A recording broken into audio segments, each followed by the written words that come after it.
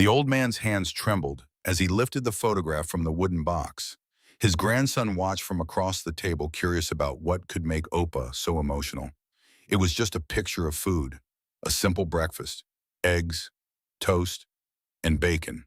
Lots of bacon. March 15th, 1991. Munich, Germany. The city bustled outside their apartment window, prosperous and modern, but inside this moment time seemed to stop. The photograph was creased and faded, the edges worn from being handled too many times over too many years. On the back, someone had written in careful English, "Breakfast at Camp Swift, Texas, July 1945. The boy, 12 years old and well-fed in this new unified Germany, stared at the image. His stomach did not growl. He had never known hunger. But something about his grandfather's expression made him lean closer. Real bacon, real eggs, real butter melting into real white bread. "Is this real, Opa? Did you really eat this during the war?" Ernst Weber closed his eyes. He was 72 now, but in that moment he was 26 again. A prisoner, an enemy, a man whose entire world was about to be shattered by the simple act of an American breakfast. "I ate that breakfast," he whispered, "and it destroyed everything I believed about America, about enemies, about what it means to show strength." The grandfather opened his eyes and looked at his grandson with an intensity that made the boy sit up straighter. "Let me tell you what really happened. Let me tell you about the bacon that changed history. What you are about to hear is the true story of how American bacon changed the course of the Cold War. Not through military might, not through clever diplomacy, not through speeches or treaties, but through something far more powerful and far more simple. Breakfast. This is Ernst Weber. On your screen, you would see two images side by side. On the left, a young man of 26 in a tattered Wehrmacht uniform being loaded onto an American transport ship in the summer of 1945. His face is gaunt, his eyes hollow. He expects torture. He expects death. He expects everything his government told him about American brutality. On the right, the same man 40 years later. Now 67 years old, standing at a podium in Bonn, West Germany. He wears an expensive suit. An American flag stands beside the German flag behind him. He is giving a speech about the unbreakable bond between the United States and the Federal Republic of Germany. He is the German ambassador to the United States. What happened between those two moments? What could transform a German soldier who fought against America into one of America's strongest advocates in Europe? A plate of bacon, a Texas sunrise, and conversations that would haunt him for 40 years. But before Ernst ever saw that bacon, before he ever stepped foot in Texas, before his entire worldview collapsed under the weight of American kindness, he had to survive something that nearly killed him. Hope. If you are watching this, you probably remember the 1940s. Maybe your father served in the war. Maybe you were too young to fight, but old enough to remember the ration books, the victory gardens, the way everyone gathered around radios to hear news from the front. Maybe you remember the day the war ended, where you were, how it felt. This story is for you, because it is about something your generation understood better than any other. That America's true strength has never been just our military power. It has been our values, our decency, our ability to see the humanity even in our enemies. Ernst's story involves men who might have served alongside your fathers. Texas cowboys who became prison guards. Farm boys from Iowa who worked in mess halls. Ranch hands who taught defeated soldiers how to rope cattle. And German prisoners who went home and told their children something that would echo through the generations: the Americans were different than we were told. If you or someone you know served in Texas during the war, or if you ever met a German prisoner of war in the years after, leave a comment below.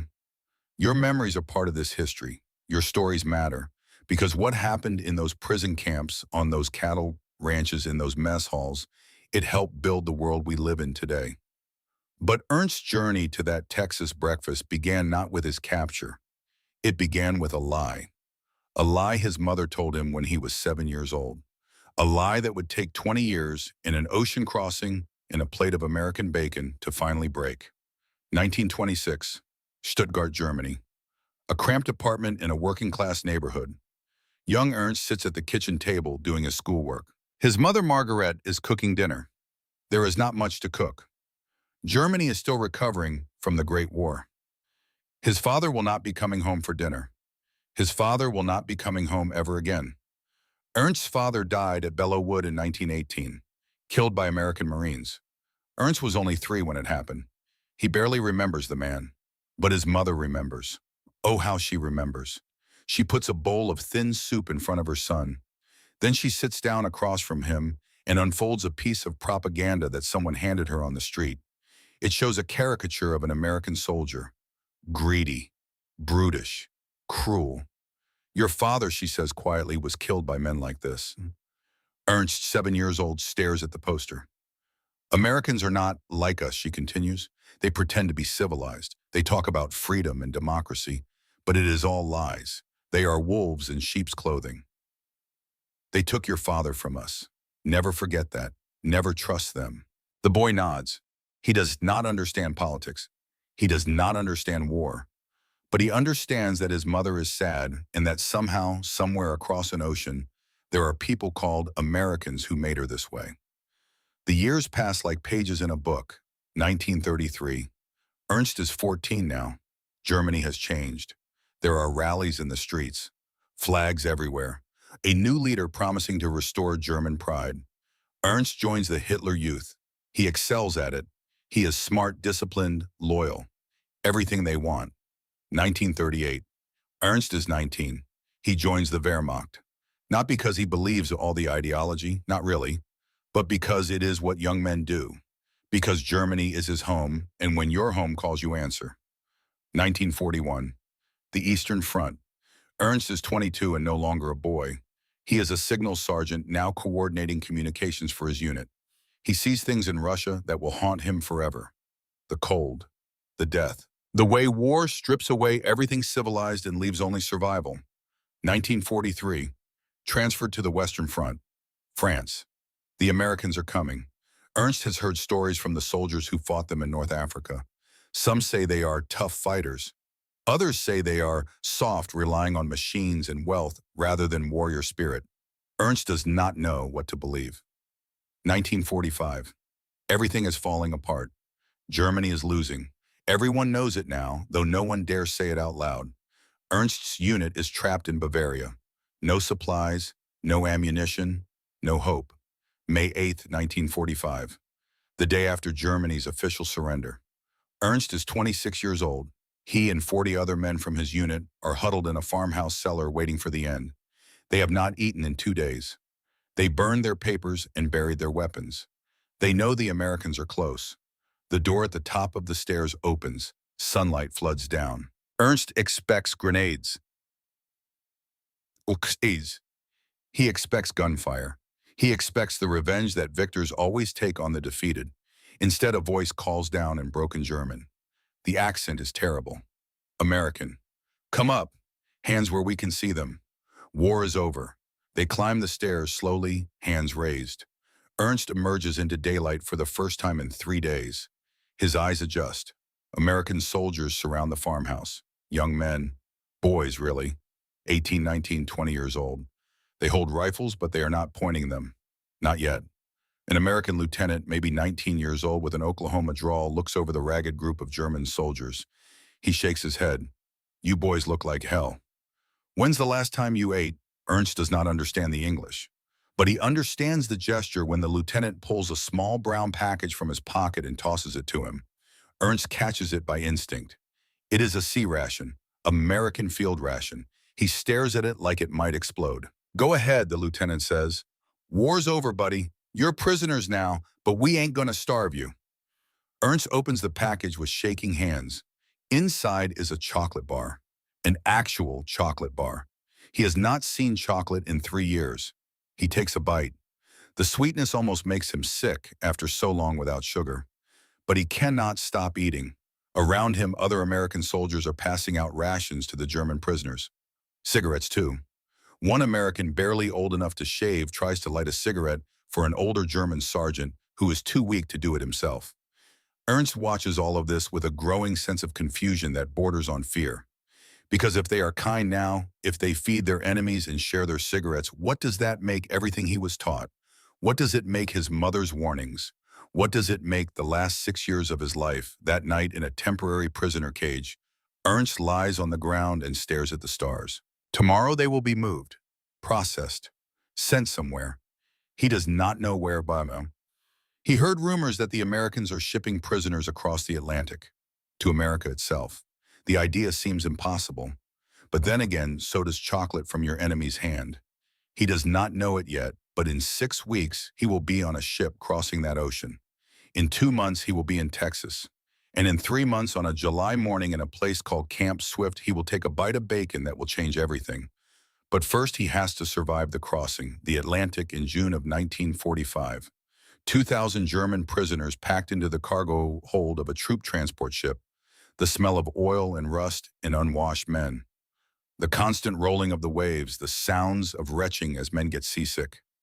Ernst finds a spot against the metal wall and tries to make himself small. Around him, the other prisoners are already forming groups. Old units sticking together. Officers gravitating toward officers, ideologies clustering like oil and water. Near Ernst is Werner Bachmann, 34 years old, former Panzer officer, hardcore believer. Werner has that look in his eyes that Ernst recognizes. The look of a man who has not accepted defeat, who thinks this is all temporary, who still believes the propaganda even as the evidence of its falseness surrounds him. On Ernst's other side is Ludwig Schmidt. Everyone calls him Lucky. 23 years old, infantry, farm boy from Bavaria. Lucky has a different look in his eyes, the look of someone who just wants to survive, who will do whatever it takes to get home to his family. Further down the hold is a woman. This surprises Ernst. He did not know there were women prisoners on this transport. She sits alone, arms wrapped around her knees, staring at nothing. Her name, he will learn later, is Margaret Hoffman. Everyone calls her Greta, 32 years old, former nurse. She served on the Eastern Front, saw things that hollowed her out from the inside. Now she carries a handkerchief embroidered with flowers, her dead husband's last gift to her before Stalingrad. And there is another woman, younger, maybe 28. Her name is Elise Schneider, former telephone operator. Her face is hard, angry. She was a true believer. Still is. 2 brothers dead, one at Normandy, one at Kursk. Father was SS. Mother was a Bundesdeutscher Mädel leader. Elise looks at the Americans with pure hatred. The ship's engines rumble to life. They are leaving Europe, heading west, into the unknown. The first meal comes that evening. Prisoners are called up in groups to a serving area. Ernst shuffles forward with his section. They are each handed a metal tray. An American sailor ladles food onto each tray. Beef stew, boiled potatoes, bread, white bread. Ernst stares at his tray. This is more food than he has seen in a single meal in months, maybe years. Werner takes his tray but only picks at the bread. He glares at the other prisoners who are eating heartily. This is psychological warfare, Werner says quietly in German. They feed us well to make us soft, to make us forget who we are, to make us feel grateful to our captors. Lucky, already halfway through his stew, looks up. I do not care if it is psychological warfare. I have not been full in 2 years. They can have my psychology if they fill my stomach. Werner's face hardens. You dishonor yourself. You dishonor Germany.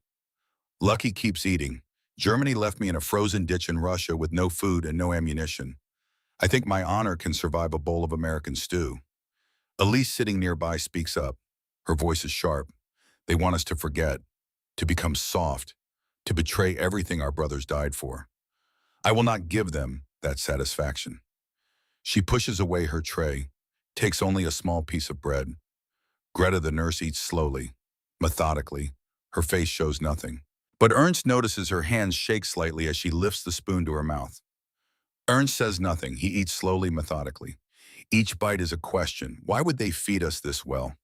What do they gain? Are they really this wealthy that they can afford to feed thousands of prisoners, better than Germany fed its own soldiers?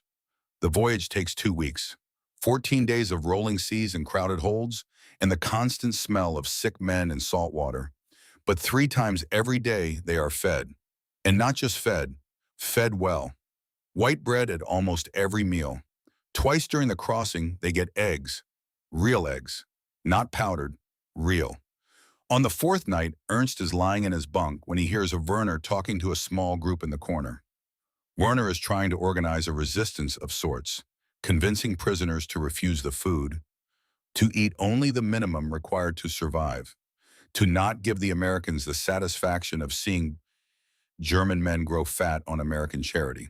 Elise joins the group. She nods along. 5 other men gather around. 7 true believers who see accepting American generosity as a form of betrayal. Several other prisoners watch but do not join. Ernst can see the appeal. It gives them something to hold on to, some sense of control, some way to feel like they are still fighting. But most of the men ignore Werner and Elise. They eat everything they are given. They smoke the American cigarettes. They drink the bitter American coffee. They accept the reality that the war is over and survival is what matters now. On the 7th night, there is a storm. The ship pitches violently. Most of the prisoners are too seasick to care about food or philosophy. They just want the motion to stop. In the chaos, an old man, a cook, who had been conscripted in the final desperate months of the war, clutches his chest and collapses. Heart attack. The guards are called. An American medic comes down into the hold. The medic is young, maybe 20. He has medical supplies that Ernst has never seen. He works on the old cook for 20 minutes. Chest compressions, some kind of injection, oxygen from a tank. The old man survives. The medic packs up his equipment and leaves without saying anything, without asking for thanks, without making a show of it. Ernst watches the whole thing from his bunk. He thinks about the Eastern Front, about the thousands of men who died from treatable wounds because there were no supplies, no medicine, no one who cared enough to treat. Greta watched too. She knows medicine. She saw the medic use techniques and equipment she never had access to, even in military hospitals behind German lines. Why would they save an old cook who will never fight again? Why would they waste medicine and time and effort on a defeated enemy who has no value? Ernst does not have an answer, but the question keeps him awake long after the storm passes and the ship steadies itself on the dark Atlantic. Beside him, Lucky whispers in the darkness. What do you think America is like? Ernst considers this. I do not know. Rich, I think. They must be very rich to waste this much food on prisoners. Lucky is quiet for a moment. My grandmother came from America, before the First War.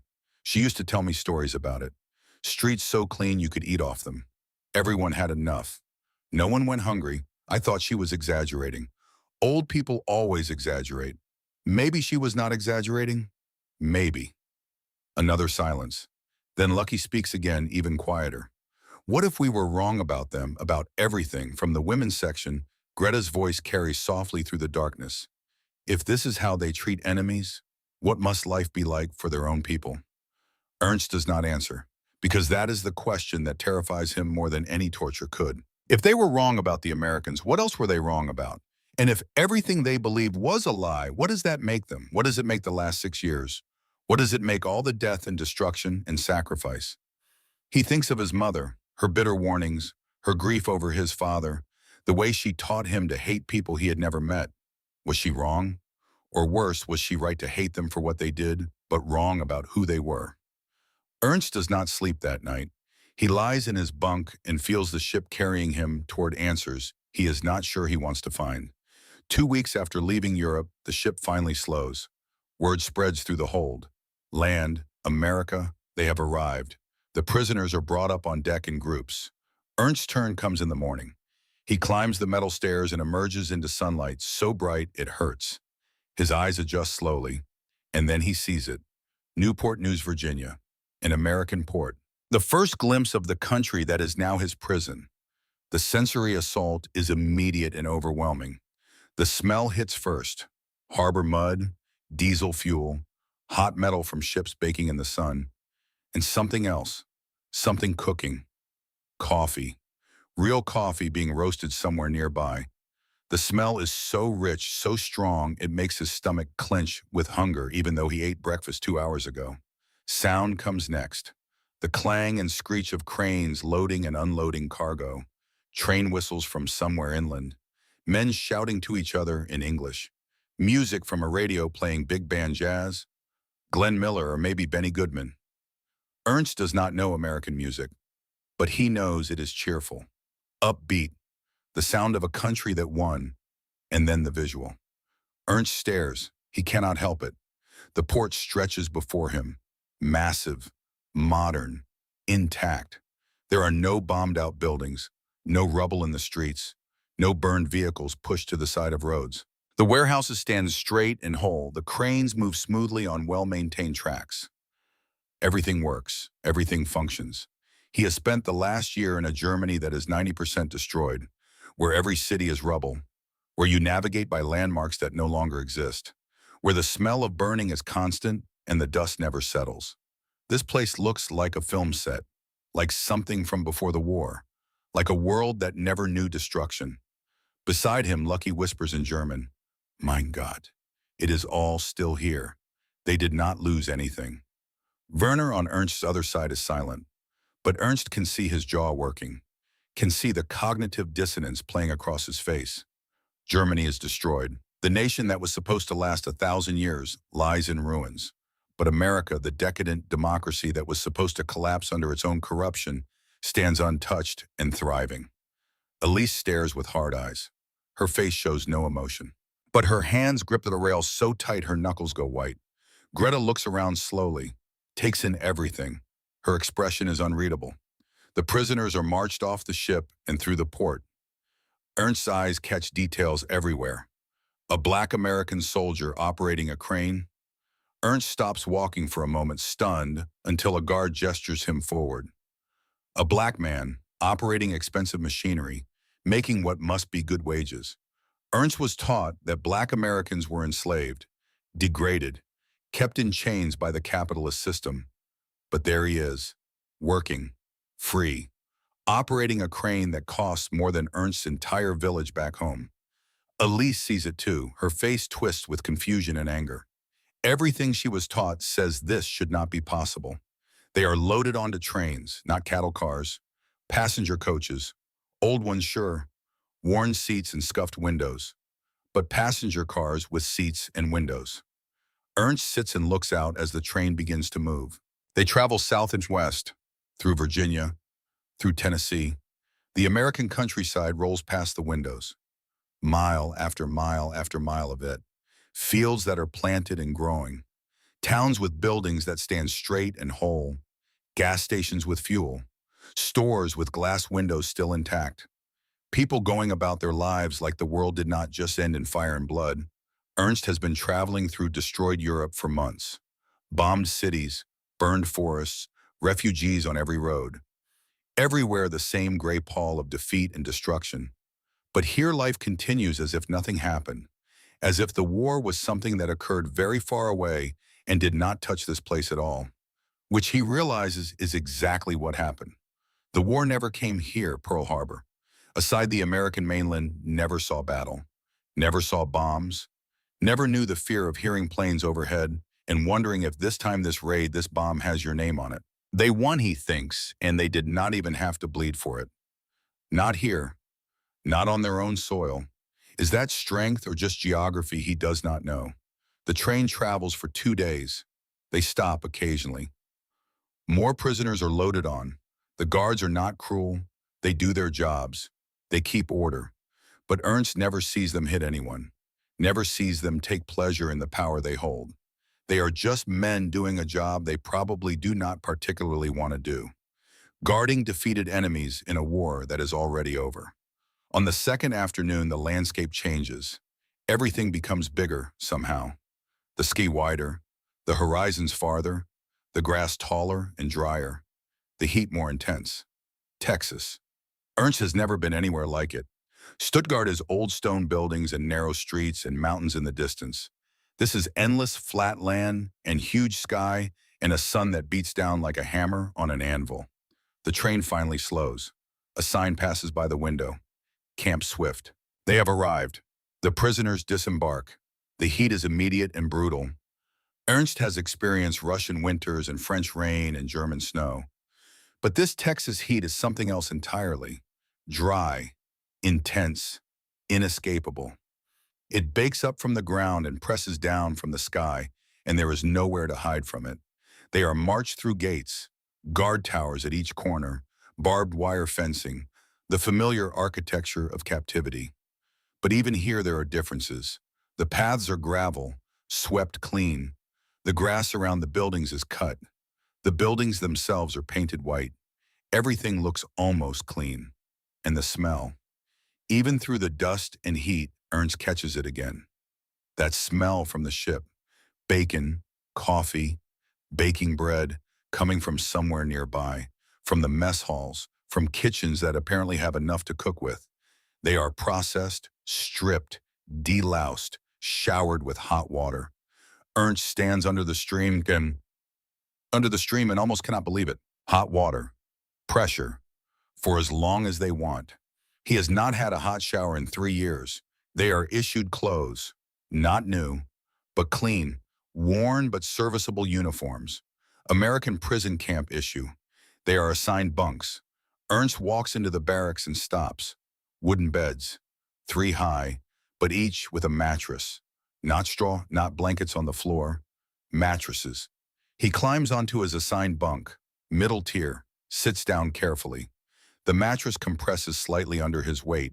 It is thin, it is worn, but it is softer than anything he has slept on since 1941. Werner takes the bunk below him. Lucky above. The women are housed in a separate barracks, smaller. Only about 30 women total among thousands of male prisoners. Greta and Elise end up in the same building. They do not speak to each other. Werner lies down and stares at the ceiling. This is all for show, he says. Once the inspectors leave, it will be different. Wait and see. This is America trying to look good for the Red Cross, for the Geneva Convention observers. It will not last. Lucky, already lying down with his eyes closed, makes a non-committal sound. Ernst says nothing. He lies back and feels the mattress beneath him, stares at the wooden ceiling, listens to the sounds of the camp. American voices outside, a radio playing somewhere, the distant sound of cattle from the ranch land beyond the fences. Tomorrow morning they will face their first breakfast in Camp Swift, Texas. Tomorrow morning, Ernst will encounter the thing that will begin to crack the foundation of everything he believes. But tonight he lies on a mattress softer than any bed he has known in years, in a camp that seems impossible in its orderliness, in a country that appears untouched by the war that destroyed his own, and he wonders, just wonders. What if everything he was taught was wrong? What if the monsters were not monsters after all? What if strength looked different than he imagined? Tomorrow Bacon will begin to answer those questions. But tonight Ernst Weber, 26 years old, prisoner of war, defeated soldier, lies awake and feels the first tiny crack appear in the wall of his certainty, and he is terrified of what might come flooding through. Morning comes to Camp Swift like a furnace being stoked. The Texas sun rises fast and merciless, turning the wooden barracks into ovens before most of the prisoners are even awake. But Ernst is already awake. He has been awake for hours, listening to the sounds of the camp stirring to life. Boots on gravel, voices calling in English. And underneath it all, that smell again. Bacon, coffee, something baking. A whistle blows sharp and clear. 6 in the morning, a voice calls out in heavily accented German. Prisoners, formation for morning count. 5 minutes. Ernst climbs down from his bunk. Around him, men are moving slowly, still adjusting to this new reality. Werner is already up, standing straight, holding on to military discipline like a life raft in chaos. Lucky is stretching, yawning, looking more relaxed than Ernst has seen him in months. They file outside into formation. The sun is already hot. The American guards walk among them, counting. One of the guards is different from the others, older, maybe 29 or 30, lean and weathered like someone who has spent his whole life outdoors. He moves with the easy confidence of a man comfortable in his own skin. A cowboy, Ernst will learn later, a Texas ranch hand who got drafted and ended up guarding German prisoners instead of fighting them. The guard's name is James O'Brien. Everyone calls him Jimmy. He will change Ernst's life, though neither of them knows it yet. The count finishes. A sergeant addresses them in German that is functional but clumsy. Breakfast in mess hall. You will form lines. You will take 1 tray each. You will eat and return trays. You will follow all instructions. Any problems and you lose privileges. Understand? Murmurs of acknowledgement ripple through the formation. They are marched to a long, low building. The mess hall, the smell intensifies with every step. Ernst's stomach, which has learned to expect disappointment, clenches with something that might be hope but feels more like fear. They enter through double doors. The noise hits first. 200 prisoners already inside. The clatter of metal trays on metal tables, spoons scraping, men eating, the low rumble of conversation in German. Ernst joins the line. It moves slowly. He can see the serving area ahead, steam rising, American cooks in white uniforms behind long metal tables. They are not guards, just cooks, doing their jobs. Ernst reaches for a metal tray from a stack. It is clean, actually clean. He can see his distorted reflection in the surface. The line shuffles forward. The first cook, a Mexican-American with tired eyes, ladles something onto Ernst's tray without looking up. Scrambled eggs, yellow and fluffy. Real eggs, not the powdered substitute that Germany had been using since 1942. Next station, another cook. This one dumps a scoop of something brown and chunky. Hash browns, fried potatoes with onions. The smell makes Ernst's mouth water involuntarily. Next, white toast, 2 slices, thick and soft, a pat of butter on the side. Real butter, yellow and solid. Ernst has not seen real butter in 3 years. Next station, and here it is, the thing that will break him. Bacon, thick strips lying in a metal pan, still sizzling slightly, the fat glistening, the edges crisp and dark. The smell overwhelming, smoky, salty, rich with a fat content that Ernst's body is screaming for after years of deprivation. The cook, a young private first class with an El Paso accent, uses tongs to place 3 strips on Ernst's tray. "Come on, Fritz. Take it. We got plenty." Ernst stares at the bacon. His hand holding the tray is shaking. Just slightly, enough that Werner behind him in line notices. The line pushes him forward. Last station, coffee. Black and bitter, real coffee. Not the ersatz coffee made from roasted grain that Germany had been drinking. Actual coffee beans. The American soldier pouring it fills Ernst's metal cup to the rim. Ernst moves away from the line, finds an empty spot at one of the long tables, sits down slowly, places his tray in front of him, stares at it. This is more food than he has seen on a single plate in months, maybe years. The eggs alone would have been a luxury meal back home. The potatoes a feast, the bread with real butter, an impossible dream. And the bacon. The bacon sits there like an accusation, like proof of something Ernst does not want to acknowledge. Around him, other prisoners are already eating, some quickly shoveling food like they are afraid it will disappear. Others slowly savoring every bite, trying to make it last. Werner sits across from him. Werner's tray has only oatmeal and 1 slice of bread.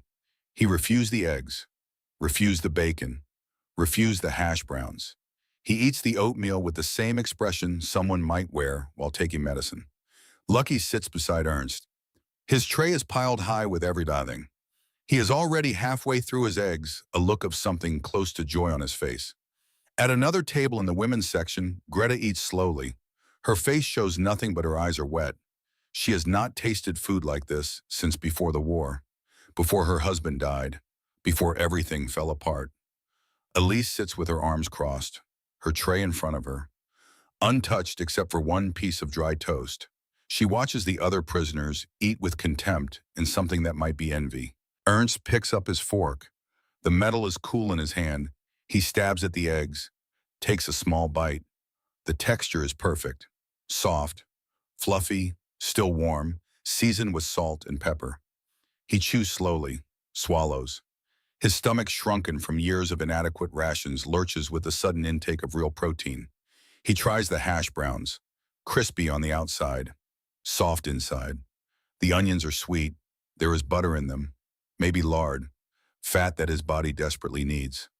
The toast. He spreads the butter carefully, watches it melt into the warm bread, takes a bite. The bread is so soft it almost dissolves on his tongue. The butter tastes rich and clean and pure, but he keeps avoiding the bacon. His eyes return to it again and again. 3 strips. Perfect. The kind of bacon that working-class Germans might have eaten on Christmas. Maybe. In good years. Before the war. And here it is, on a random Tuesday morning, in a prison camp, given freely to defeated enemies. Werner is watching him. Do not let them win, Ernst. Do not let them make you grateful for scraps. But these are not scraps. That is the problem. These are not scraps. This is abundance. This is waste. This is a country so rich it can afford to feed its prisoners better than Germany fed its own soldiers in the field. Ernst picks up one strip of bacon, holds it between his fingers. The fat has cooled slightly, but it is still warm, still soft. He can feel the grease on his fingertips. He lifts it to his mouth, hesitates. This feels like more than eating. This feels like surrender, like admitting something. He bites. The first sensation is the texture, crisp exterior, but underneath tender, almost melting. The fat floods across his tongue. His taste buds, starved for fat for so long, explode with signals. Salt, smoke, richness, umami depth from the curing process, sweet undertones from the sugar used in smoking. Ernst stops chewing, just holds the bacon in his mouth, lets the flavors spread. His eyes close involuntarily. His body responds before his mind can stop it. A flood of neurotransmitters, dopamine, serotonin, his brain rewarding him for finding high-calorie food after prolonged scarcity. He swallows, immediately takes another bite, cannot stop himself. The second strip is gone before he realizes it. Then the third. He eats with his hands, now forgetting the fork. Grease runs down his fingers. He does not care. And then, without warning, tears. Ernst is crying, silent tears running down his face while he chews bacon. His shoulders shake. He tries to stop. Cannot. The release is too powerful. Too much emotion held too long. Grief for everything lost. Confusion about everything he believed. Fear of what this means. Relief that he is alive. Shame that he is grateful to his captors. All of it mixed together and pouring out while he sits in a Texas mess hall eating bacon. Other prisoners notice. Some look away embarrassed. Some watch with understanding because they felt it too. That moment when the cognitive dissonance becomes too much and something has to break. Werner stares at him with something that might be pity or might be contempt. Lucky puts a hand on Ernst's shoulder, says nothing, just leaves it there. At the women's table, Greta has stopped eating.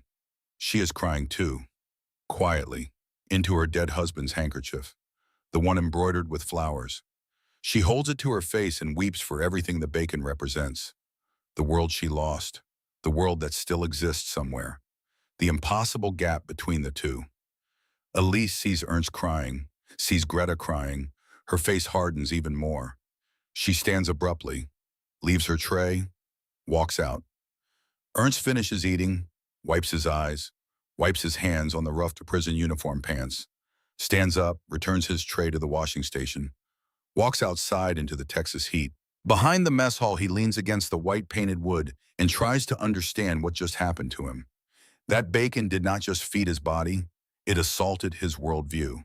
Because if America can be this wealthy, this generous, this unconcerned with showing abundance to its enemies, then what does that say about everything he was taught, about capitalism being weak, and democracy being corrupt, and Americans being cruel barbarians? What if his mother was wrong? What if the propaganda was lies? What if the last 6 years of his life were spent fighting for a system built on falsehoods? Ernst slides down the wall until he is sitting in the dust, puts his head in his hands. The sun beats down. The morning is still young, and already everything he thought he knew is crumbling. A shadow falls across him. Ernst looks up.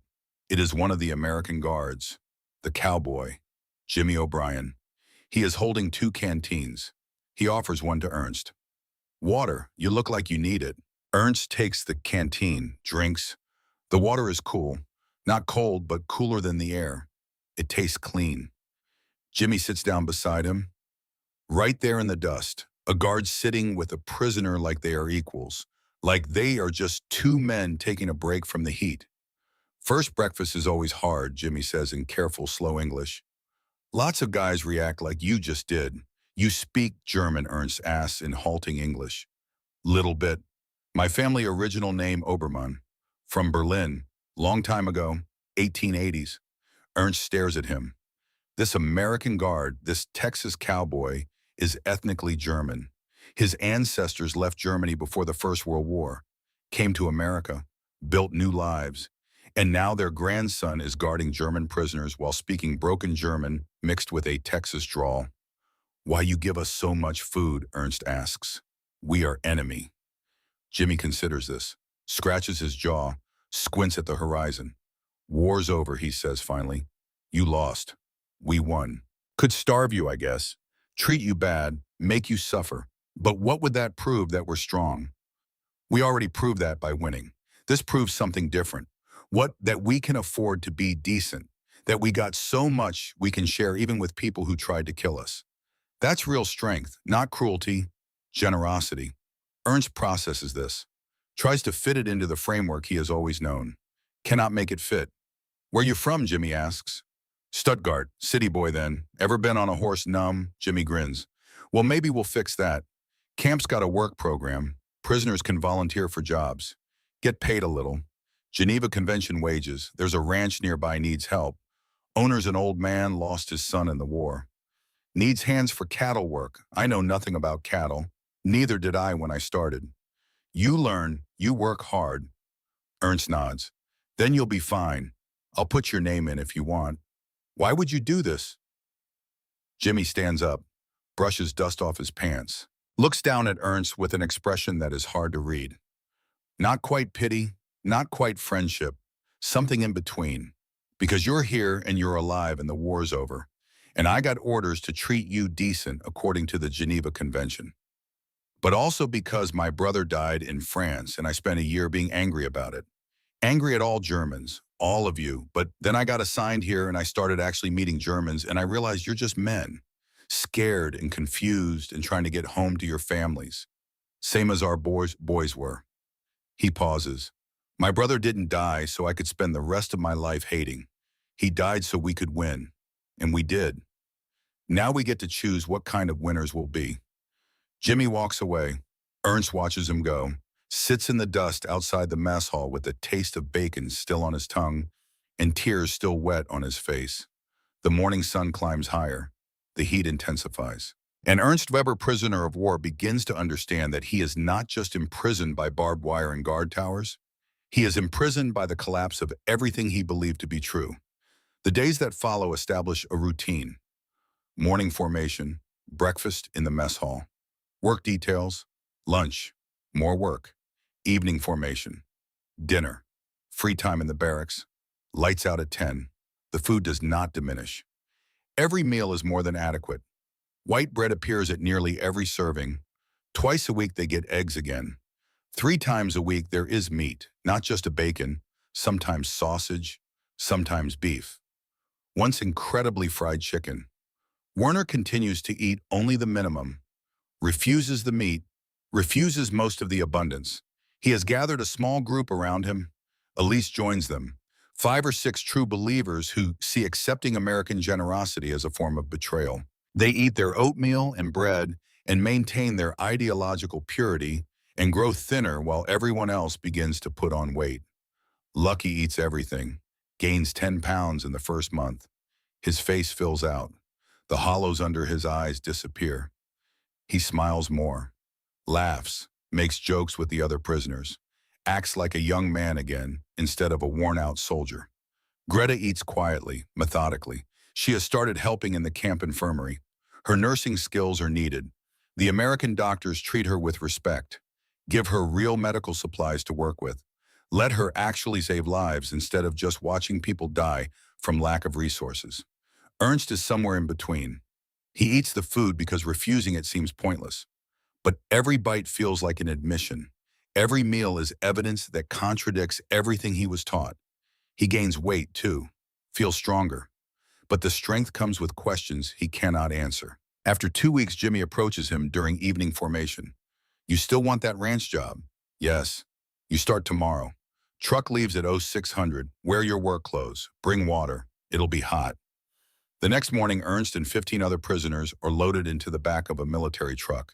They drive for 20 minutes through flat Texas rangeland, mesquite trees, tall grass gone brown in the summer heat, cattle in the distance. The sky so big it makes Ernst feel small in a way the mountains of Germany never did. They arrive at a ranch, wooden buildings weathered gray by sun and wind, corrals, barns, a house with a wide porch. An old man sits on that porch in a rocking chair. He is maybe 68, 70, lean as jerky, skin like leather from a lifetime in the sun. He watches the truck with eyes that give nothing away.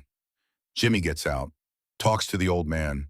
They are too far away for Ernst to hear, but he sees the old man nod, spit tobacco juice into a can. Nod again. Jimmy waves the prisoners over.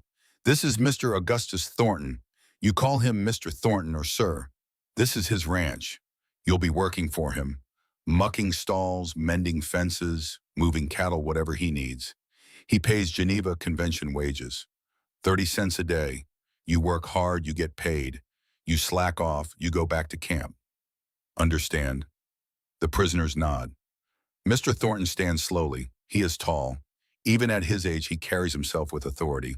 He looks over the group of German prisoners with the same expression he might use to evaluate horses he is considering buying. Any of you know cattle, he asks. His voice is rough. West Texas gravel. Silence. Any of you even been on a farm? Lucky raises his hand hesitantly. I grew up on farm, Bavaria, dairy cows. Thornton nods. You'll do. What's your name? Ludwig Schmidt. People call me Lucky. Lucky. All right. Rest of you, you'll learn. Work starts now. Follow me. The first day is brutal. The heat alone would be enough to break most men. But on top of the heat is work these city boys and soldiers have never done. Mucking out stalls, hauling hay, fixing fence posts, moving 100-pound feed bags. Ernst works beside Lucky. They are assigned to clean the horse barn. The work is hard and dirty and the smell is overwhelming. But Ernst finds something meditative in it, something simple. You shovel manure, you haul it to the pile, you spread fresh hay. The results are immediate and tangible. Not like war, not like politics, just work. By midday, Ernst's hands are blistered, his back aches, his shirt is soaked through with sweat. He has never been so tired. Thornton appears in the barn doorway. Lunch, he says, wash up at the pump, then come to the porch. The prisoners wash off the worst of the dirt and sweat at the hand pump. The water is lukewarm but feels good. They gather on the porch. Thornton has set out a metal tub filled with sandwiches, white bread, sliced beef, cheese, pickles. Another tub holds apples. A third has canteens of water. Eat, Thornton says. You won't work worth a damn if you're hungry. The prisoners eat. Ernst bites into his sandwich. The beef is tender. The cheese sharp and salty. It is delicious, simple and delicious. Thornton sits in his rocking chair and watches them eat. After a while, he speaks.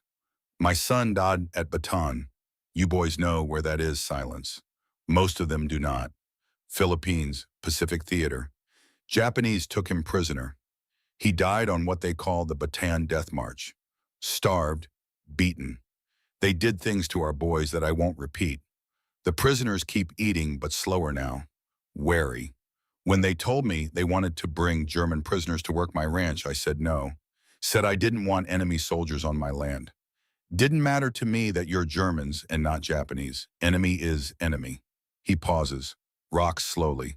But they said they'd pay, and I need the help. And truth is this ranch don't care about politics. Cattle need feeding whether I like you boys or not. So here we are, another pause. You work hard, I'll treat you fair. You slack, I'll send you back. But understand something. My boy died fighting tyranny, fighting people who thought they could take what they wanted through force. He died defending freedom, American freedom. And now you're here eating sandwiches I made with my own hands on my own land with food I can afford because this free country makes that possible. He leans forward. So you think about that. You think about how the system you fought for ended up and how the system my boy died defending ended up. Then you get back to work. Thornton stands and walks into the house. The screen door slaps shut behind him. The prisoners sit in silence. Ernst looks at the half-eaten sandwich in his hands. Thinks about the old man's son, dying in a Japanese prison camp.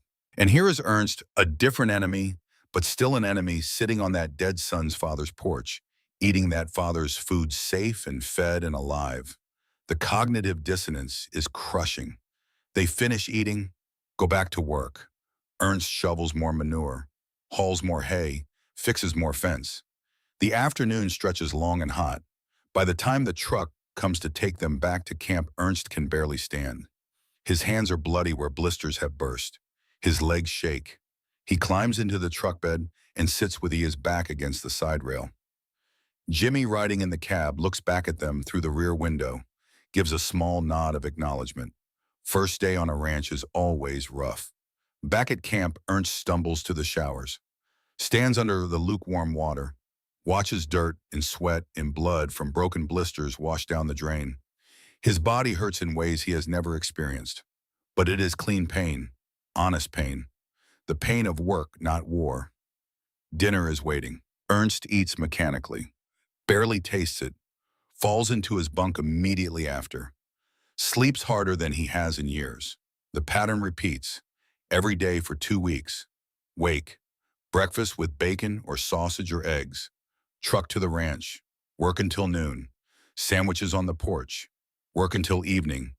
Truck back, shower, dinner, sleep, repeat. Ernst's hands develop calluses.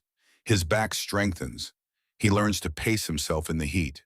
Learns which jobs he can do and which he cannot yet manage. Learns the names of tools and techniques. And slowly something else develops. A rapport with the other workers. German and American, they are all just men doing hard work in brutal heat. Politics matters less when you are hauling 100-pound feed bags in 100-degree weather. Jimmy starts teaching Ernst to ride. There is an old gelding named Dusty, gentle, patient with beginners. Jimmy shows Ernst how to saddle the horse, how to mount, how to sit, how to guide with reins and legs. The first time Ernst sits on Dusty's back 4 feet off the ground, he is terrified. The horse shifts beneath him. Ernst grabs the saddle horn with both hands. Jimmy laughs, not cruel laughter, the laughter of someone who remembers his own first time on a horse.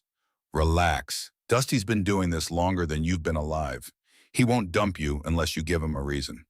They walk around the corral, slow circles. Ernst grips too hard, sits too stiffly.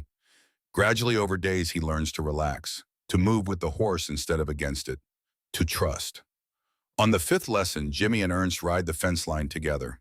A slow walk in the late afternoon when the worst heat is past. The land stretches out around them, endless and open. So different from Germany with its forests and hills and walls everywhere. Why did you fight for them? Jimmy asked suddenly. The Nazis. Ernst is quiet for a long time. The leather creaks. Dusty's hooves make soft thuds in the dirt. Why did you fight for America? Ernst asked back. Because it's my home. Because when someone attacks it, you defend it. Same. I did not fight for Hitler. I fought for Germany. For my home. I was wrong about who was attacking it. The threat was inside, not outside. Jimmy nods slowly. What'll you do when you go back? Ernst has been thinking about this, lying awake at night on his bunk, wondering about a future that seems impossible to imagine. Build it better, without the lies. If they let me, if there is anything left to build. You're smart, Jimmy says. You learned to ride pretty quick for a city boy. You'll figure it out. They ride in silence for a while longer. The sun moves toward the horizon. The temperature drops from unbearable to merely uncomfortable. In the distance, cattle low. A hawk circles overhead. This Ernst thinks this moment right here, riding a horse with a man who should be his enemy, but feels more like a friend. This is the moment his mother's warnings die completely. This is when the propaganda loses its last grip on his mind. Because you cannot hate someone who teaches you with patience.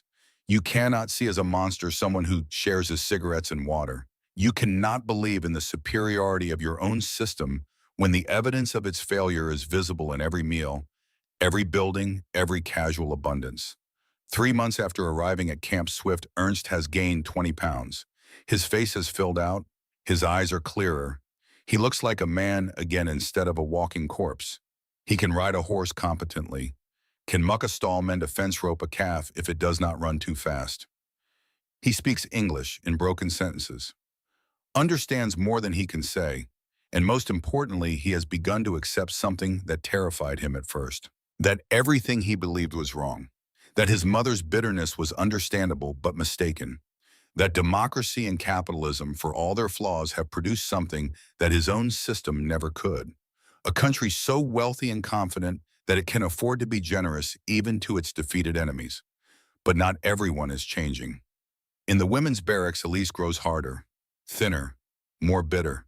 She has refused to work, stays in her bunk most days, writes in a journal, documents what she calls American psychological warfare. She sees kindness as manipulation, abundance as a trap, every smile from a guard as proof of deceit. Greta tries to reach her.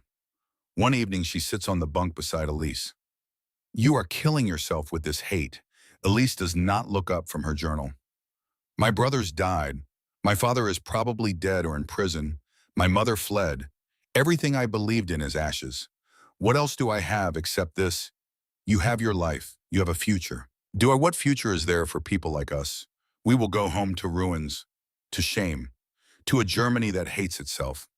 Better to die here holding on to something than to live there with nothing." Greta is quiet for a moment. Then she speaks softly. "I have something to tell you. Something I have told no one." Elise looks up. "My mother was Jewish." Silence. "I hid it. Used my father's bombers. Married a good German boy. Became a nurse. Served the Reich. And all the time I knew what they were doing. I knew where the trains were going. And I said nothing, did nothing." Greta's voice breaks. "So when you talk about shame, about having nothing, I understand. I am complicit in the murder of my own people. What do I do with that?" Elise stares at her. For the first time in weeks, her hard expression cracks. "Why are you telling me this? Because holding on to hate will not bring our dead back. It will just make us dead too, inside, where it counts." Greta stands. "The Americans are feeding us, treating us decently, not because we deserve it, but because they choose to. Maybe we should choose something too. Choose to live, choose to learn, choose to go home and build something better than what we lost." She walks away, leaves Elise sitting on her bunk with her journal open and empty. That night, Elise does not sleep. She lies in the darkness and thinks about everything Greta said, thinks about her brothers, about the propaganda she believed, about the Jewish girl she knew in childhood, Rebecca, her best friend until the laws changed, until Elise's mother told her to stop associating with that family. And Elise obeyed, walked past Rebecca on the street without speaking, pretended not to know her. 2 years later, Rebecca's family was gone. Elise never asked where. The next morning at breakfast, Elise takes bacon for the first time. She sits at the table, stares at it for a long time, picks it up with shaking hands, eats it, and cries. Ernst across the mess hall sees her, sees the breakdown, sees the wall finally crumble.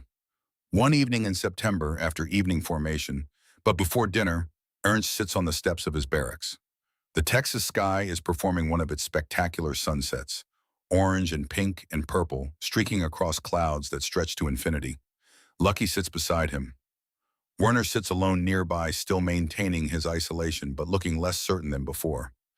"You know what I am going to do when I get home," Lucky says. "I am going to open a restaurant. American food, bacon and eggs, hamburgers, coffee. Make people see that there is a different way, that the world is bigger than our little hateful corner of it." Ernst smiles. "That is a good dream. What about you? I do not know yet." "Something. Maybe politics. Maybe education. Something to help make sure we do not choose wrong again." They sit in comfortable silence, watch the sky darken, smell dinner cooking in the mess hall, hear the sounds of the camp settling into evening routine. And for the first time in years, Ernst feels something that might be hope. Not for himself necessarily, but for the possibility that maybe, just maybe, humans can learn from their mistakes, can choose differently next time, can build something better from the rubble of their failures. Inside the mess hall, bacon is frying for tomorrow's breakfast. The smell drifts across the compound. Ernst breathes it in, remembers his first bite, remembers crying, remembers the moment his certainty shattered. He will never forget that bacon. Years from now, decades from now, when he is an old man telling his grandson about the war, it will be the bacon he remembers most clearly. Not the battles, not the surrender, but the breakfast that changed everything. Tomorrow there will be more work at the ranch, more lessons in riding and roping, and the practical skills of honest labor. More conversations with Jimmy that bridge the gap between enemy and friend. More evidence that strength and generosity are not opposites, but partners. But tonight, Ernst sits on the steps of a Texas barracks in a prison camp that does not feel like prison, and he allows himself to believe that maybe, just maybe, he can go home someday and help build a Germany worthy of partnership with a country like this. Not out of defeat, but out of genuine respect for what they have shown him. The bacon was just the beginning. But what a beginning it was. September 20th, 1945. The announcement comes during morning formation. Mr. Thornton needs extra hands for a cattle drive. 2 weeks, moving the herd to winter pasture. Volunteers will be paid $30 total. Geneva Convention approved. Ernst's hand goes up before he fully thinks about it. So does Lucky's. Werner keeps his hands at his sides, but his eyes show something Ernst has not seen before. Uncertainty. Maybe even longing. That evening, Jimmy finds Ernst outside the barracks. You sure about this 2 weeks sleeping on the ground? Riding all day. It's hard work. Harder than what you've been doing. I am sure. Jimmy grins. All right then. We leave Monday at dawn. Bring everything they issue you. Bedroll, canteen, extra socks. Your feet are going to hate you by day 3. Who else is going? 3 Mexican vaqueros from Mr. Thornton's regular crew. 2 local cowboys. Me, you and Lucky, and Mr. Thornton himself. He's 70, but he'll work you into the ground and not even breathe hard doing it. Ernst nods. His stomach flutters with something between excitement and fear. He has never done anything like this. Never slept outdoors by choice. Never worked with cattle in open range. Never been trusted by his former enemies to do something this important. The night before they leave, Werner approaches Ernst. They have barely spoken in weeks. Werner has grown thinner. His group of ideological holdouts has shrunk to just 2 others. The rest could not maintain the resistance in the face of consistent kindness and abundant food. Elise is no longer part of Werner's group. She eats normally now, works in the camp laundry, keeps to herself. But the hardness in her face has softened. Werner sits on the bunk beside Ernst, stares at the floor. I was wrong, he says quietly. Ernst waits. About everything. The ideology, the superiority, the hate. I was wrong and I cannot let it go, because if I do, then what was it all for? My friends who died, the cities we destroyed, the people we killed. If it was all based on lies, then we are not just defeated, we are damned. Ernst chooses his words carefully. Maybe being damned is what allows us to be redeemed. Maybe admitting we were wrong is the first step to becoming right. Werner looks up. His eyes are wet. How do you do it? How do you just accept it? I do not accept it. I hate it. Every meal is a reminder that we were lied to. Every kind gesture from these Americans is proof that our leaders betrayed us. But hating the truth does not make it less true. And refusing their food does not change the past. It just makes you hungry in the present. Werner nods slowly, stands, walks away. But the next morning at breakfast, Ernst sees him take bacon for the first time. Sees him eat it, and with tears running down his face. Sees the last wall crumble. Monday morning comes cold and clear. False dawn paints the sky purple. Ernst and Lucky load into a different truck with supplies. They drive to Thornton's ranch. The vaqueros are already there preparing horses and equipment. They are efficient and quiet, men who have done this 100 times. Mr. Thornton emerges from the house. He wears clothes that look like they have been worn for decades. Broken in until they fit like skin. A hat with sweat stains and a crease worn deep. Boots that have walked 1,000 miles. He looks over Ernst and Lucky. You boys ready to learn what real work is? Yes, sir, they answer together. We'll see. Mount up. Ernst approaches Dusty. The old horse whickers softly, recognizes him. Ernst has been riding regularly for a month now, but this feels different. This is not a lesson in a corral. This is real. He swings into the saddle, settles his weight. Dusty shifts beneath him, patient and solid. The group assembles. 8 men total, 500 head of cattle, 80 miles to winter pasture. 2 weeks if everything goes right, longer if it does not. Mr. Thornton takes point. The vaqueros spread out on the flanks. Jimmy and the two local cowboys take drag position at the rear. Ernst and Lucky are placed in the middle, close enough to help, far enough not to cause disaster if they make mistakes. The herd begins to move, 500 cattle flowing like a river across the land. The sound is overwhelming. Lowing, hooves, the creak of leather, the jingle of tack. Commands shouted in English and Spanish. Ernst focuses on his job. Keep the cattle moving. Watch for stragglers. Do not let them bunch up too tight. Do not let them spread too wide. It sounds simple. It is not. By midday, Ernst's legs are cramping. His back aches. The Texas sun beats down without mercy. Dust rises from 500 sets of hooves and coats everything. Gets in his eyes, his mouth, his nose. He can taste it with every breath. They stop briefly for water. The cattle drink from a creek. The men dismount and stretch. Ernst's legs nearly buckle when his feet hit the ground. Carlos, one of the vaqueros, offers him a canteen. First drive is always hard, he says in accented English. You are doing good. Better than most gringos their first time. Ernst drinks. The water tastes like dust, but he does not care. They ride until the sun is low. Finally, Mr. Thornton signals a stop. They have covered maybe 8 miles. 72 to go. Camp is made quickly. The vaqueros have it down to a science. Horses unsaddled and picketed, gear stowed, fire started, food prepared. Within an hour, there is coffee boiling and beans heating and biscuits baking in a Dutch oven buried in coals. Ernst helps where he can. Mostly he tries not to get in the way. His body is already telling him this was a terrible idea. Everything hurts. Muscles he did not know he had are screaming. Dinner is simple. Beans, biscuits, coffee. But after a day of hard riding, it tastes better than anything Ernst has eaten in the camp mess hall. They eat in silence, too tired for conversation. The fire crackles. The cattle settle with soft sounds. The sky darkens and stars emerge. More stars than Ernst has ever seen. No city lights, no buildings, just endless ski and infinite points of light. The Milky Way is a river of white across the darkness. Ernst lies on his bedroll and stares up and feels impossibly small and somehow comforted by that smallness. Jimmy settles nearby. First night under the stars is something, huh? I have never seen so many. Out here you can see what the sky really looks like. Not what cities let you see. The real thing. They lie in silence for a while. An owl calls in the distance. A coyote answers. My brother loved this, Jimmy says quietly.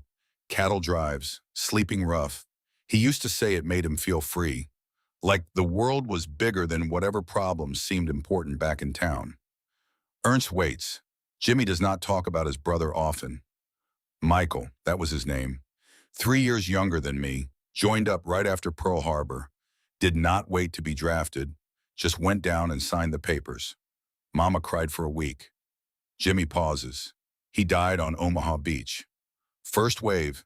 Never made it off the sand. 20 years old. I am sorry.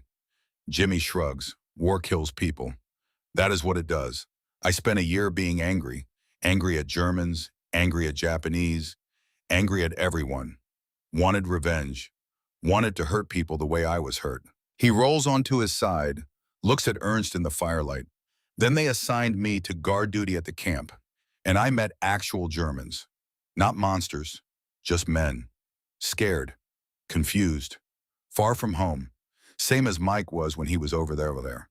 He pauses again. I think Mike would like you. You work hard. You do not complain. You try to do right even when it is hard.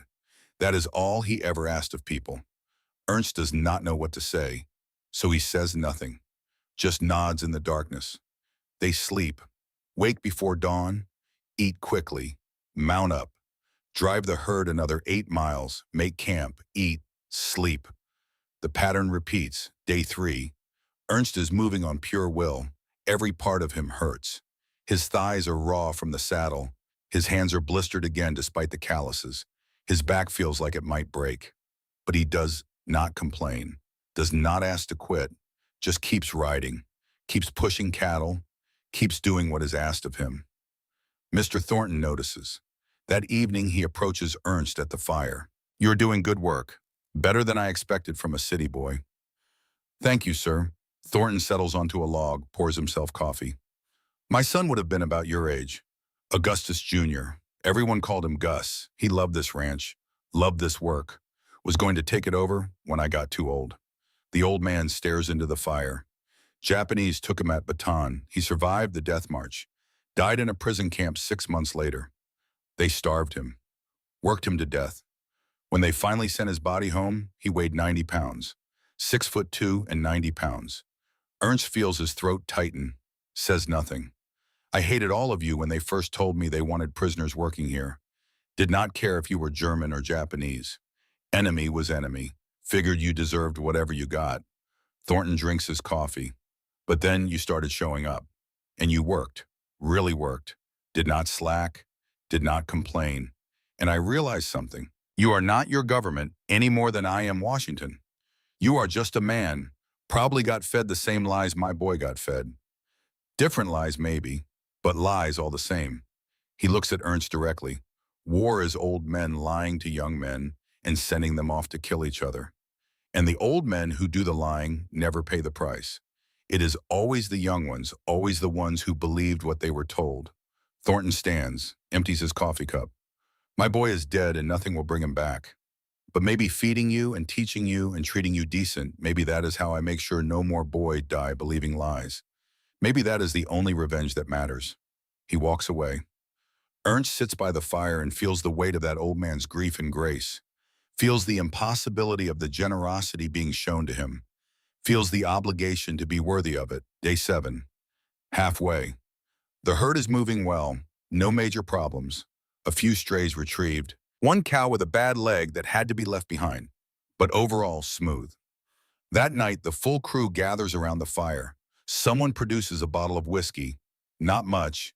Just enough for each man to have a small pour. They pass the bottle. Drink. The warmth spreads through tired bodies. Carlos starts singing, a Mexican ballad, slow and mournful and beautiful. The other vaqueros join in on the chorus. Then Jimmy adds harmony. The cowboys hum along. Ernst does not know the words, does not understand the Spanish, but he understands the feeling. The camaraderie of men who have worked hard together, who have shared difficulty and overcome it, who are for this moment at least not separated by language or nationality or history, just men around a fire under stars. The song ends. Silence settles. The fire pops and crackles. Mr. Thornton clears his throat. "I want to say something. I am not good with words, but I want you all to hear this." Everyone looks at him. "When this drive started, we were Americans and Mexicans and Germans. Different. Separate. But out here, none of that matters. Out here, we are just cowboys. Men doing a job that needs doing. Relying on each other. Trusting each other." He pauses. "My son died fighting tyranny. Fighting people who thought they could divide the world into us and them. Superior and inferior. Worthy and unworthy. He died defending the idea that all men are created equal. That we all got the same rights, the same dignity." Thornton looks around the circle. Sitting here tonight looking at all of you, I think maybe he won. Because here we are. Former enemies working together. Different colors, different languages, different histories, but equal. Cowboys, partners, maybe even friends. He raises his tin cup to Gus Jr. and to all the boys who died so we could sit here together in peace. The men raise their cups. Drink. The moment stretches out. Sacred somehow. A brief pocket of grace in a hard world. Ernst feels tears on his face again. But this time they are not tears of grief or confusion. They are tears of gratitude. Of being included. Of being seen as a man worthy of respect despite everything. The fire burns low. Men drift to their bedrolls. Ernst lies down and looks at the stars and thinks about trajectory. About how he started this year as a soldier fighting for a lie. How he became a prisoner expecting death. How he found himself in Texas eating bacon and learning to ride horses and being treated with more dignity than his own government ever showed him. And now here, on a cattle drive, drinking whiskey with men who should hate him, but instead treat him as an equal, as a cowboy. The world is strange and terrible and occasionally impossibly beautiful. Day 14, the herd reaches winter pasture, 500 cattle delivered safe and sound, 80 miles covered. Not a single man injured, not a single serious problem. They make camp one last time. Tomorrow they will ride back to the ranch. The job will be done.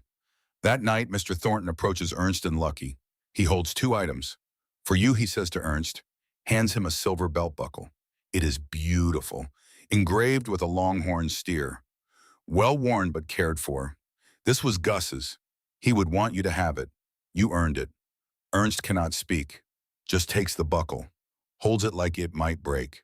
To Lucky, Thornton gives a Stetson hat, not new, but good. Real cowboy hat. You boys worked as hard as any hands I have ever had. You did not quit even when I know you wanted to. That is what counts. That is what makes a man. The old man extends his hand. Ernst shakes it. So does Lucky. You come back to Texas someday, you got jobs waiting. I mean that. They ride back to the ranch the next day, arrive sunburned and filthy and exhausted and somehow changed. Ernst can feel it. Something fundamental has shifted. He left the camp as a prisoner. He returns as something else. Not free, not yet, but not just a prisoner either. Something in between, something new. At the ranch, Thornton pays them, $30 each. More money than Ernst has held in years. He stares at the bills in his hand. Jimmy drives them back to camp. On the way, he pulls over at a wide spot in the road, turns in his seat to look at Ernst. I got something to say, and I want you to hear it. Ernst waits. When you first got off that ship, I hated you. Really hated you. You were German, and Germans killed my brother, and that was all I needed to know. Jimmy pauses. But these last months working with you, teaching you, watching you bust your ass on that drive, I realized something. You are not my enemy. You never were. You were just a man on the wrong side of a war, started by people who did not care if you lived or died. He extends his hand. I would be proud to call you my friend, if you will have me. Ernst takes his hand, shakes it hard. I would be honored. They drive the rest of the way in silence.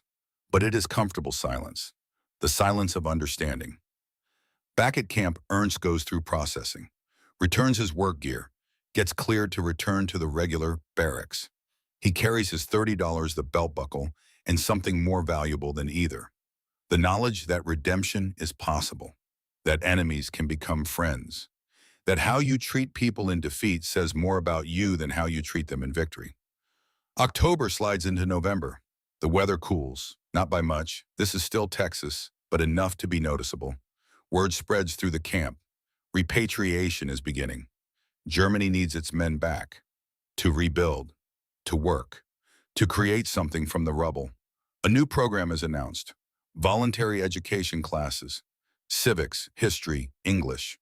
The camp commandant, Colonel James Harrison, explains at formation. Some of you will go home soon. When you do, you will help rebuild Germany. We want you to understand how democracy works, how free societies govern themselves. This is not propaganda, this is education. Voluntary. Those who wish to attend sign up at the administration building. Ernst signs up immediately. So does Lucky. Werner hesitates but eventually adds his name. Elise in the women's barracks stares at the notice for a long time. Finally, she signs. The classroom is an old supply hut cleared of crates. Long wooden benches face a blackboard. The air smells of chalk, old paper, and hot pine boards. An overhead fan turns slowly, pushing warm air in circles. On the wall hang two flags, the Stars and Stripes, and a plain white cloth marked POW Education Center. Their teacher is a middle-aged woman in a simple dress, not a uniform. Her name is Mrs. Helen Fisher, German-American. Her parents fled Germany in 1920. She volunteers to teach civics to POWs. Her husband is stationed at Camp Swift. She smiles often but does not act soft. I will speak slowly, she tells them, and we will learn from each other. A German-American sergeant stands nearby to help with translation. The paradox is sharp. Here are German prisoners who wore the Reich's eagle on their sleeves, sitting in a camp run by their enemies, learning about the very system their government called weak. We learned about freedom while we were not free, Ernst will later write. It was a strange feeling. At first, the lessons are simple: numbers, common English words, the names of the 50 states. But soon, Mrs. Fisher moves to civics. She draws 3 boxes on the board and labels them President, Congress, Courts.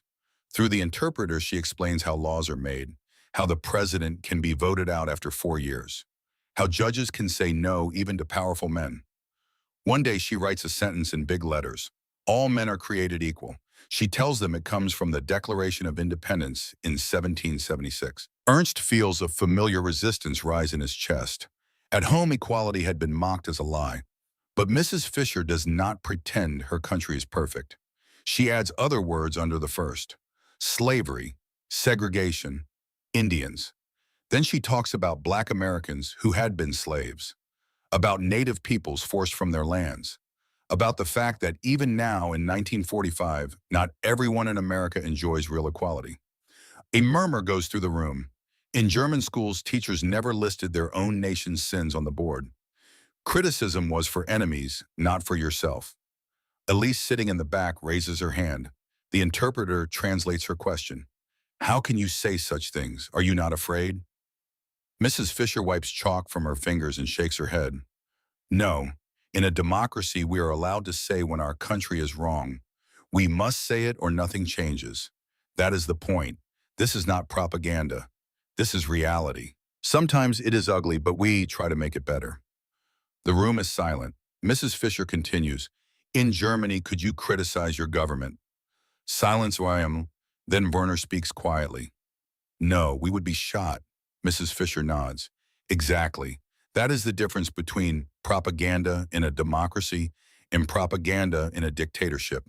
We lie too, but we are allowed to admit we lied, to learn, to change. That is freedom. Ernst's mind is blown. This level of self-criticism, of honest acknowledgement of failure, would have been treason in Nazi Germany. Is this weakness or strength?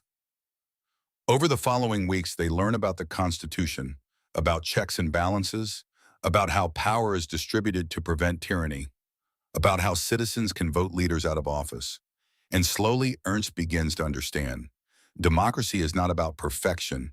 It is about the ability to correct mistakes, to change course, to learn. The classes continue through November. By early December, Ernst has filled a notebook with notes, ideas about how to rebuild Germany, what institutions are needed, how to prevent another Hitler. Greta attends the classes too. She asks pointed questions about women's rights, about healthcare, about social safety nets. Mrs. Fisher answers honestly, admits where America falls short, but also explains the mechanisms for change. One day, Elise stays after class. She approaches Mrs. Fisher hesitantly. I have a question, personal question. Mrs. Fisher nods. I had a friend, Jewish girl, Rebecca. We were children together. Then the laws changed. My mother told me to stop seeing her. I obeyed. 2 years later, her family was gone. Elise's voice breaks. How do I live with that? And Ms. Fisher is quiet for a long moment. Then she speaks softly. You cannot change what you did, but you can change what you do next. You can go home and make sure it never happens again. You can teach the next generation to question, to resist, to choose humanity over ideology. Elise nods slowly, wipes her eyes. Thank you. Mrs. Fisher puts a hand on her shoulder. The hardest thing about freedom is the responsibility it brings. In a dictatorship, you can blame the leader. In a democracy, you are the leader. All of you together, that is harder. But it is also the only way to prevent monsters from taking power. Elise leaves the classroom changed. She will carry this conversation for the rest of her life. The announcement is posted in early December. First groups will ship out later that month. Ernst's name is on the list. So are Werner's, Lucky's, Greta's, and Elise's. They have 3 weeks left in Texas, 3 weeks before they cross the ocean again. Return to a Germany they barely recognize. Try to build a life in the ruins of everything they once knew. The days take on a bittersweet quality. Every sunrise feels precious, every meal a gift, every moment of this strange Texas captivity, something to remember. Because soon it will be over, and Ernst does not know if he will ever return. He spends his evenings writing letters. One to Mr. Thornton thanks him for the buckle, for the trust, for treating him like a man when he felt like less than one. He writes to Jimmy, "This letter is hardest. How do you thank someone for showing you that your enemies are human, for teaching you that strength and kindness are not opposites, for becoming a friend when friendship should have been impossible?" Ernst does his best, knows the words are inadequate, gives Jimmy his address in Stuttgart, makes him promise to write, to visit if he ever comes to Germany, to remember. He writes to Mrs. Fisher, thanks her for the education, for the honesty, for admitting America's flaws while teaching its strengths. The final week arrives. Ernst packs his few belongings, the prison uniform he will wear home, a few letters, the belt buckle wrapped carefully in cloth, the $30 in American currency, a German-English dictionary Jimmy gave him, a notebook filled with Mrs. Fisher's lessons, a photograph someone took of the cattle drive crew Ernst, standing between Jimmy and Mr. Thornton, all of them dusty and grinning. His last night, the prisoners throw a small party. Nothing fancy, no alcohol, but someone has a harmonica. Someone else smuggled extra bread from the mess hall. They sit in the barracks and talk about what comes next. Werner, changed now thinner but somehow more solid, speaks about opening a school, teaching the next generation to think critically, to question authority, to never blindly follow. Lucky talks about his restaurant dream again. Bigger now, more detailed. The Texas Diner, he will call it. American food in the heart of Munich, a place where Germans can taste what democracy looks like. Greta speaks about returning to nursing, but this time she will also teach medical students about ethics, about the oath to do no harm, about never again following orders that violate humanity. Elise, quiet until now, finally speaks. "I will study history, and I will make sure everyone knows what we did, not to shame us, but to prevent it. The truth is the only vaccine against lies." Ernst talks about politics, about helping build democratic institutions, about making sure Germany never chooses hatred again. They are dreams, maybe impossible dreams, but they are something to carry home besides grief and defeat. Morning comes, December 1st, 1945. The prisoners scheduled for repatriation form up one last time. Ernst stands in line, looks around at the camp that has been his home for 6 months. The barracks, the mess hall where he first tasted bacon and cried, the fence line he walked 100 times, the guard tower where Jimmy used to wave. Jimmy is there now, one last time. He climbs down, approaches Ernst. They are not supposed to fraternize, but no one stops him. He hands Ernst a small package, wrapped in brown paper. "Do not open it until you are on the ship."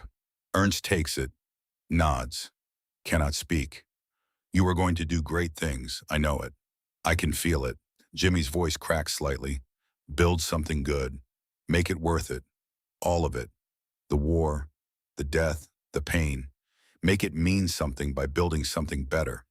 I will try. That is all anyone can do." They shake hands one last time.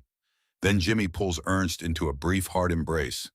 "Go on now, get out of here before you make me cry in front of my sergeant." Ernst boards the truck, looks back one time. Jimmy stands in the dust, hand raised. Ernst raises his hand in return. The truck pulls away. The journey reverses. Truck to train to port, port to ship. Ernst stands on deck as America recedes behind him. Watches the coastline disappear. Feels the country that changed him fade into distance. Only then does he open Jimmy's package. Inside is a letter and something wrapped in cloth. Ernst unfolds the cloth first. It is a Stetson hat, not Mr. Thornton's. A new one, or new enough. Good quality, real cowboy hat. The letter is short. Jimmy's handwriting is rough but legible. "Ernst, this was going to be my Christmas present to myself. But you need it more than I do. When you are building that new Germany, wear this, and remember that you are not just German, you are also a cowboy. And cowboys do not quit when things get hard. They keep going, they keep riding, they do the work that needs doing. Build it, good friend, make us proud. Your friend always, Jimmy O'Brien." Ernst holds the hat, puts it on. It fits perfectly. He stands on deck wearing an American Stetson, sailing away from Texas carrying $30 and a belt buckle and a head full of lessons learned over bacon and cattle in Texas sunsets. The Atlantic crossing is long, cold. The mood on the ship is different than it was coming west. These men and women are going home, but home is destroyed, occupied, divided, unknown. They dock in Bremerhaven, December 20th, 1945. The port is damaged but functioning. The smell of coal smoke and ash and defeat. The sky is gray, rain falls cold and steady. Germany in winter, Germany in ruins. Ernst disembarks, steps onto German soil for the first time in 7 months. The contrast is brutal. America was whole and wealthy and warm. This is broken and poor and cold. This is the consequence of everything his nation chose. This is what losing looks like. Processing takes hours, papers, questions, and interrogations by British officers running the port. Finally, Ernst is released, given a few Deutschmarks, a travel permit, told good luck. He makes his way to Stuttgart by train. The journey takes 3 days. Trains run rarely and slowly. Tracks are damaged. Bridges are out. Everything takes longer than it should. Stuttgart, when he finally arrives, is unrecognizable. The city center is 90% destroyed. Buildings he knew since childhood are rubble. Streets he played in as a boy are impassable. The cathedral still stands, but damaged. Everything else is broken. He finds his mother's apartment building. The top floors are gone, collapsed in a bombing raid. But the ground floor still stands. Ernst approaches slowly, knocks on a door that hangs crooked in its frame. His sister Anna opens it. She is 19 now. Was 12 when he last saw her. She stares at him. Does not recognize him at first. He has changed too much. Gained weight. Grown harder in some ways and softer in others. Ernst Anna. They embrace. She is crying. He is crying. They hold each other in the doorway of a ruined building in a ruined city, and for a moment nothing else matters. Inside, Anna has made a small space livable. 2 rooms, shared with 2 other families. No heat except a small stove. No running water. Electricity for 2 hours a day if they are lucky. She makes tea. Ersatz tea. Not real, but hot. They sit at a wobbly table and catch up. Ernst tells her about America, about Texas, about bacon and cattle and cowboys who became friends. She listens with wide eyes, struggles to believe it. He gives her 10 of his 30 American dollars, tells her to trade it on the black market. It will buy more than German currency ever could. She cries again, holds the money like it is sacred. Where is Mama buried? Ernst asks. Anna's face falls. There was no burial. The bombs hit during the day. The building collapsed. They never found her body, just left her there, in the rubble, with hundreds of others. Ernst sits with this, his mother, who taught him to hate Americans, who filled his head with propaganda and bitterness. Dead in the ruins of a war her own country started. Buried under the consequences of the lies she believed and taught him. He grieves, but he also feels something else. Release. The chain of hatred has broken. He does not have to carry it forward. He can choose differently. That night, sleeping on a thin mattress on a cold floor, Ernst makes a decision. He will not waste the gift he has been given. The gift of surviving, of learning, of seeing another way. He will spend the rest of his life building something better. Not because he owes it to Jimmy or Mr. Thornton or America, but because he owes it to himself, to Anna, to the future. The years that follow are hard. 1946 is brutal. Hunger, cold, chaos. But Ernst works, uses his American money wisely, gets a job with the occupation government, translates, helps process paperwork, saves every pfennig.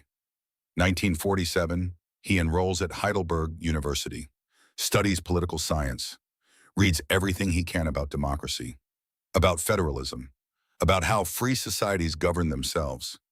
He writes papers, argues with professors, begins to form ideas about what Germany could become, 1948. He graduates top of his class. His thesis is titled Democratic Institutions versus Authoritarian Collapse Lessons from the American Model. It gets attention. Important people read it. He is offered a position with the emerging West German government. 1949. West Germany is officially founded. The Federal Republic. Ernst joins the foreign ministry.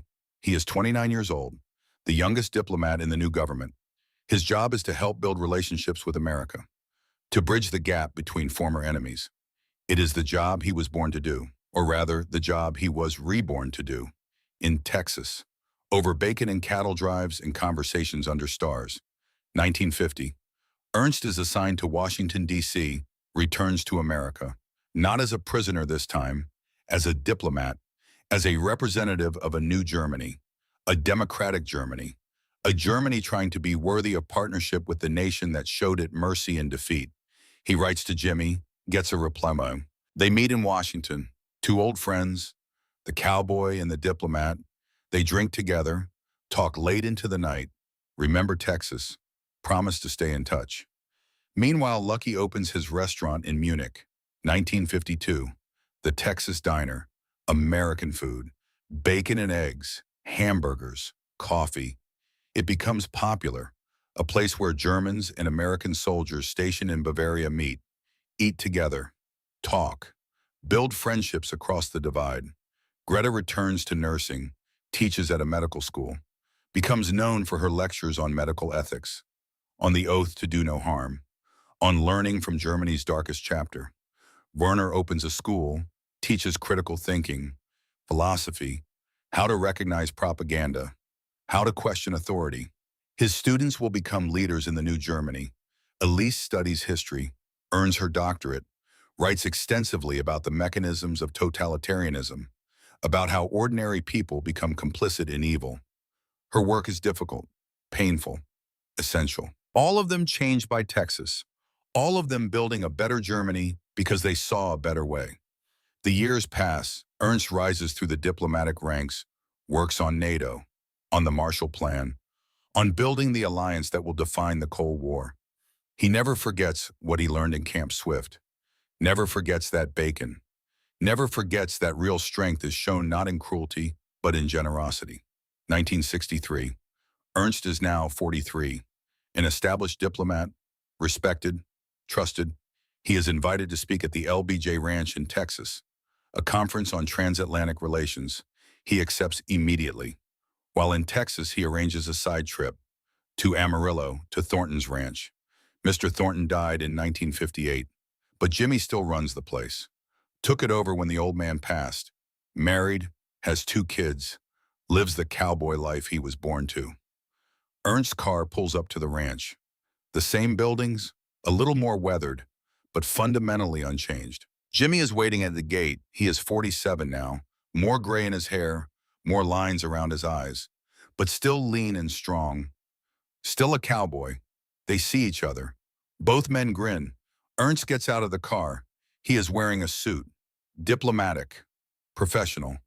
But on his head is the Stetson Jimmy gave him 18 years ago. Worn now, sweat-stained, but cared for. Treasured. Jimmy laughs. You kept it. Always. They embrace hard and long. Brothers forged not by blood but by bacon and cattle, and the choice to see each other as human. They spend the day riding the fence line. Same route they rode in 1945. The land is unchanged. Texas does not care about human wars and politics. It just is. Eternal and indifferent and beautiful. That evening they sit on the porch. The same porch where Mr. Thornton once told Ernst about his son. They drink beer, watch the sunset paint the sky impossible colors. You did it, Jimmy says. You actually did it. Made Germany into a democracy. We did it. All of us who saw that another way was possible. You showed me that way. I just shared some bacon and taught you to ride. Yes, exactly. That is how you change the world. Not with grand gestures, with bacon, with patience, with treating your enemy like he might become your friend. They sit in silence, comfortable, complete. Jimmy reaches into his pocket, pulls out something wrapped in cloth. Mr. Thornton wanted you to have this, made me promise to give it to you if you ever came back. Ernst unwraps it. It is the original belt buckle, the one Mr. Thornton wore, the one his son wore before him. I cannot take this. You already have Gus's buckle. This is his father's. He wanted you to have both. Said you earned it twice over. Ernst holds the buckle, feels the weight of it, the history, the trust. Tell him thank you. When you see him, I will. Years continue to pass. Ernst serves as ambassador, retires in 1975, writes a memoir. It becomes a bestseller in Germany. The title is From Bacon to Brotherhood: How Texas Made Me a Democrat. The book tells his whole story: the propaganda, the capture, the crossing, the first breakfast, the cattle drive, the education program, the transformation. It becomes required reading in German schools, a testament to the power of choosing mercy over revenge. 1985. Ernst is 65, retired but active, gives speeches, works with youth groups, advocates for strong NATO, for transatlantic partnership, for remembering the lessons of the war. He is invited to speak at the 40th anniversary of VE Day in Bonn, in front of dignitaries from around the world. He stands at the podium, looks out at the crowd, and tells them about bacon. The audience laughs at first, thinks it is a joke, but Ernst is serious. He tells them that a plate of American bacon taught him more about democracy than any textbook, that the kindness shown to prisoners in Texas camps helped build the alliance that won the Cold War, that how we treat our defeated enemies defines who we are more than how we treat our victorious friends. The speech is powerful, moving, it makes news, gets quoted, becomes part of the historical record. 1989, November 9th. Ernst is 69 years old. He stands in Berlin as the wall comes down, watches Germans from east and west embrace, watches the final collapse of the tyranny he once fought for, watches the triumph of the democracy he learned to love in a Texas prison camp. He wears his Stetson, 44 years old now, battered and faded, but still on his head. Still a reminder. Jimmy is there too, flew over for the occasion. 73 years old now, two old men, but still cowboys at heart. They stand together and watch history happen. Watch the thing they helped build prove its worth. That night they drink schnapps in Ernst's Berlin apartment. Toast to Mr. Thornton, to Michael O'Brien, to all the boys who died, to all the men who chose mercy over revenge, to bacon and brotherhood and the long hard work of building peace. Greta is there too, retired from teaching, brings her two adult children, introduces them to Ernst and Jimmy, tells them these men helped build the world you live in. Werner is there, elderly now, but still sharp, still teaching. His school has produced two members of parliament, a Supreme Court justice, dozens of teachers who carry forward his lessons. Elise is there, gray-haired, dignified, a respected historian. She has spent her life documenting what happened, making sure it is never forgotten, never repeated. Lucky could not make the trip. Too old, too sick. But he sends a telegram, eating bacon in Munich, thinking of Texas. Thank you for everything. They gather at Ernst's apartment, old friends, former prisoners, now free citizens of a democratic Germany. And they remember the fear, the hunger, the confusion. Remember the bacon, the kindness, the impossible generosity. Remember the choice, to learn, to change, to build something better. 1996, Jimmy dies. Heart attack, peaceful, at home on the ranch, 79 years old. He left instructions, a letter to be read at his funeral, and a letter to be sent to Ernst. Ernst receives it 2 days after the funeral, opens it with shaking hands. Ernst, if you are reading this, it means I beat you to the finish line. I want you to know you were the best friend I never expected to have. You taught me that enemies are just friends we have not fed yet. That strength is shown in generosity, not cruelty. That the best victories are the ones that turn opponents into partners. You live that truth every day. You made your life mean something. You made the pain worth it. See you on the other side, cowboy. Save me a seat. And tell Mr. Thornton I said hello. Your friend always, Jimmy. Ernst weeps for hours. For the brother he found across an ocean. For the friendship that should have been impossible but was real. He flies to Texas for a memorial service. Wears both belt buckles. The Stetson. Speaks at Jimmy's funeral. Tells the story one more time.